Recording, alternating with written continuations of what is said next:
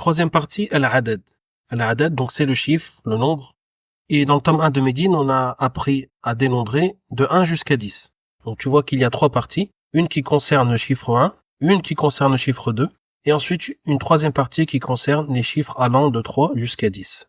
Donc pour le chiffre 1, on utilisera le mot wahid, qui sera placé après le dénombré. Par exemple, si on veut dire, dans le magasin, il y a un homme, il y a un seul homme, on dira, fi dukkani rajulun wahidun. Donc le chiffre 1 se place après le dénombré, qui est le mot rajul, et grammaticalement, il a la fonction de nard. Et donc, comme c'est un adjectif, il doit suivre son man'out, qui est le dénombré ici, rajul, et il doit être masculin comme lui. Comme rajulun est masculin, wahidun sera masculin. Ici, je ne peux pas dire rajulun wahidatun, sinon il y aura un problème d'accord. Et si je veux dire, dans le magasin, il y a une fille ou une seule fille, je dirais fi dukkani bintun wahidatun. Donc le chiffre wahidatun s'accorde avec bintun car c'est son art. Et donc comme bintun est féminin, je dois dire wahidatun au féminin. Je ne vais pas dire bintun wahidun car il y aurait un problème d'accord. Ensuite pour le chiffre 2, on ne va pas utiliser le mot ithnan, mais on va simplement mettre le dénombré à la forme du duel. Au lieu de dire rajul, on va dire rajulani. On va mettre le mot rajul sur la forme duel en lui rajoutant le alif et le nun qui a la kesra. Et on dira, par exemple, dans le magasin, il y a deux hommes, on dira fi dukkani rajulani. Un exemple avec du féminin, on dira fi dukkani bintani. Dans le magasin, il y a deux filles. Donc le mot bint, on le met au duel en mettant le alif et le nun bintani. Ensuite, pour les chiffres allant de 3 jusqu'à 10, on devra faire une annexion entre le chiffre qui sera mudaf, premier mot de l'annexion, et le dénombré qui sera mudaf ilay, deuxième mot de l'annexion. Donc si le dénombré est masculin, comme dans la liste de gauche, c'est marqué ma'a ma'dudin mudhakkar, avec un dénombré masculin, alors le chiffre sera opposé, il sera au féminin. Alors que le chiffre de 3 à 10 sera masculin, mudhakkar, lorsqu'il est suivi, comme dans la liste de droite, par un dénombré féminin, ma'a ma'dudin mu'annath. On va d'abord regarder quand le dénombré est masculin, donc ma'a ma'dudin mudhakkar. Si je veux dire, dans le magasin, il y a 3 hommes, donc je vais dire fi dukkani thalathatu rijali. Donc le chiffre 3 sera au féminin car il est suivi d'un dénombré masculin. Pour le mettre au féminin, il faut qu'on le fasse terminer par le ta marbuta. Donc on voit que dans toute la liste, de 3 jusqu'à 10 ici, avec le dénombré masculin, on voit que le chiffre termine par un ta marbuta car il doit s'opposer en étant féminin.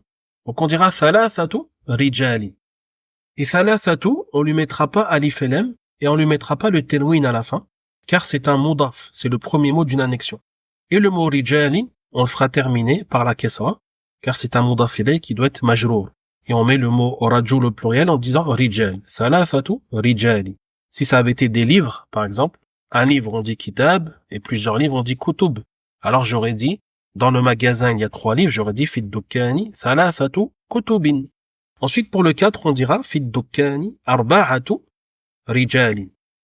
Pour le 5, on dira fi dukkani khamsatu rijali. Pour le 6, fi dukkani sittatu rijali. Pour le 7, on dira fi dukkani sab'atu rijali. Pour le 8, on dira fi dukkani thamaniyatu rijali. Pour le 9, on dira fi dukkani tis'atu rijali. Et pour le 10, on dira fi dukkani asharatu rijali. Donc note bien que le mot 10, asharatu, portera une fetha sur sa lettre shin lorsque il est suivi d'un dénombré masculin. Ici, on dit asharatu rijali, avec une fetha sur le shin. Maintenant, quand le dénombré est féminin, il faudra que le chiffre allant de 3 à 10 soit masculin, parce qu'il s'oppose. Donc, si je veux dire, dans le magasin, il y a 3 femmes.